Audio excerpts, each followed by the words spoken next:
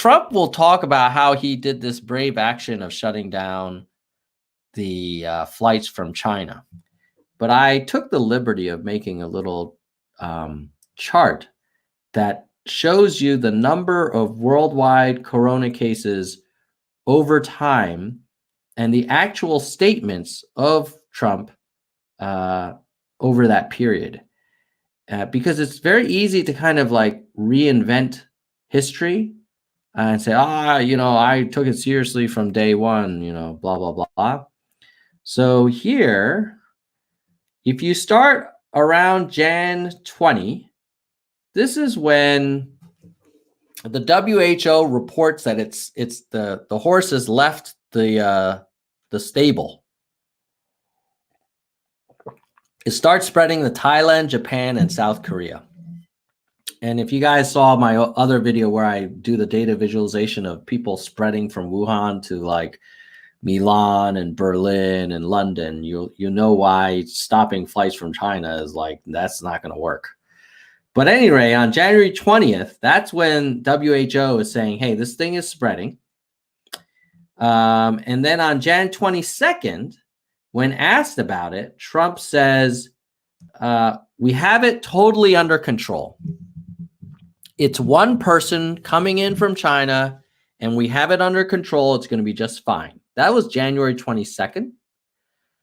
The day before, the first U.S. case is announced in Washington State, as well as Vietnam and Singapore. So it spreads from China, Thailand, Japan, South Korea to Vietnam, Singapore, and then the Seattle area. And then on Jan 30, he does block flights from China, but he does also allow unlimited flights from Milan, London, Tokyo, etc. On January 30th, he also holds a campaign rally in Iowa with thousands of people. And he says, we have a very little problem in this country at this moment. Five people have it. We think it's going to be a very good ending for it. That was Jan 30. That was, what are we now? We're now in early April. So March, basically a month ago, was when he said everything's going to be fine. There's 5 people. And then on Feb 2nd, he goes on the Sean Hannity show and he says, we've shut it down coming in from China. Now, this is where science is very important, because viruses are not limited to one nationality. Yes, you shut down the flights from China. The only way that would work is if you have data showing that no one outside of China has it.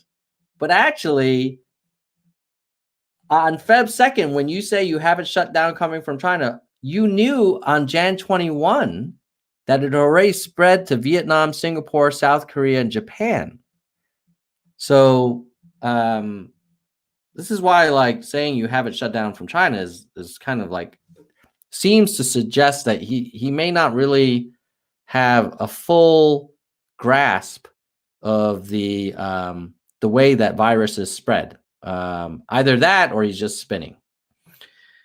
Then on March 4th, March 4th, this is just a few weeks ago, he says, it was the Obama administration and they didn't do enough testing. It's like, dude, you've been in office for almost 4 years now.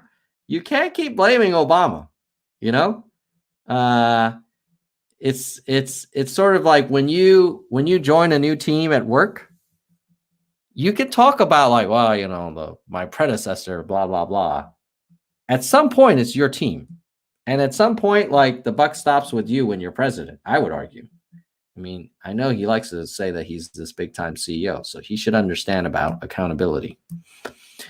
At any rate, so as you can see, all through this time, on Feb 24th, he says the virus is very much under control and the stock market is starting to look very good to me.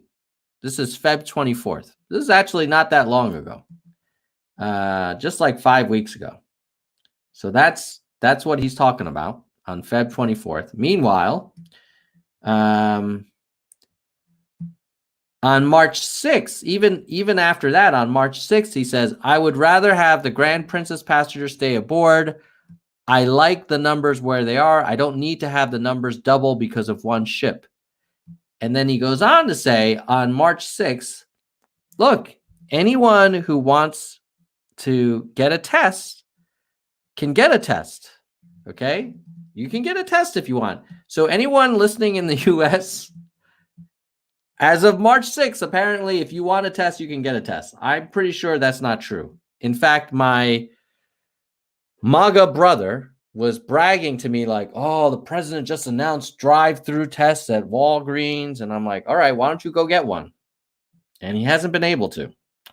So, any rate, this is, I'm just trying to keep it real because I know there's this narrative that, oh, Trump took this seriously from day one. And I just want to show you guys the dates and the quotes, and you can tell me if this sounds like someone who's taking it seriously from day one. When the rest of the world is starting to have all kinds of exponential growth, and all you do is shut down flights to China, and then later you shut down to Europe, but then you let the UK through. It's like, dude, the UK is actually having more issues than many countries in Europe. Why would you let them through? Yeah. All right. Okay. Sorry. Getting a little fired up there. All right. So now let me move on to betting odds.